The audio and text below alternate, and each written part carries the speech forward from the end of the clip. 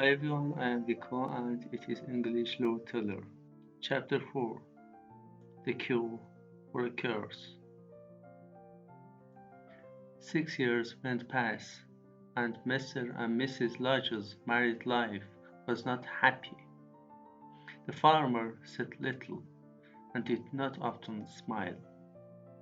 His wife had a withered arm, and there were no children to call him father and to run laughing around the farmhouse. He thought of Rhoda Brooke and her son, his son. But that was the past, and he could not change it now. Gertrude Lodge was a different woman too. She was only 25, but she looked older. Once a happy, smiling woman, she was now sad and worried all the time.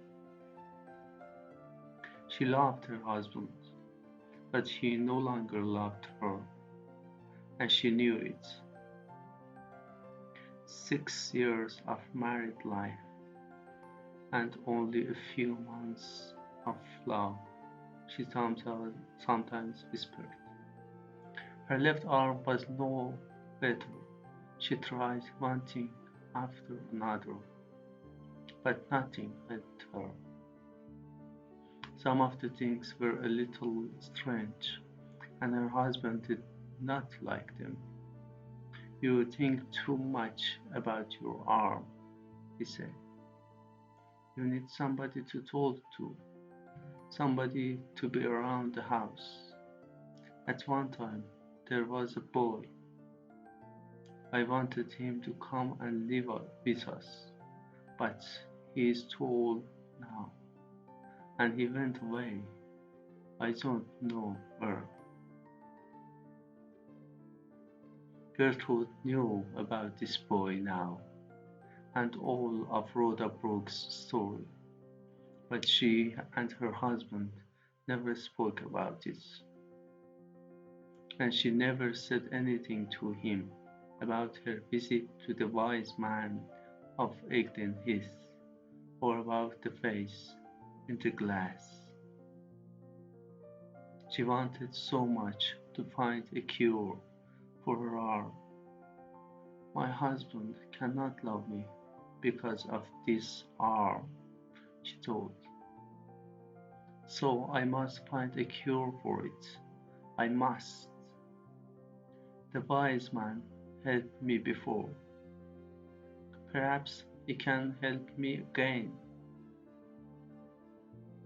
So one day she walked to Egden Heath. She did not know the way, but at last she found the house. We can send away other things, I know, she said to Trundle. Hair on women's faces and things like that. Why can't you send this away? She uncovered her poor withered arm. No, I'm sorry, but I can't help you, said Trundle. Your arm is withered because of a curse. It's not easy to find a cure for that. Is there no cure anywhere? Asked Gertrude sadly. There is one thing, Trundle began slowly, but it's not easy for a woman to do. Oh, tell me, said Gertrude, please. You must put the withered arm on the neck of a hanged man. You must do it before he's cold, just after they take his body down. Gertrude's face was pale. How can that do good? It can turn the blood and that changes many things in the body. You must go to the jail when they hang someone, and wait for the body when they bring it in. In the old days, lots of people did it. These days, not so many do it, but it is still the best cure for a curse. Back at home, Gertrude thought about this for a long time. She tried to forget it, but she couldn't. She wanted to be pretty again. She wanted her husband to love her again. Yes, she must try this cure. She must. But how do I do it? She thought. Where is the nearest jail? How can I get there?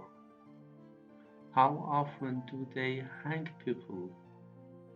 And when there is a hanging, how can I learn about it before it happens?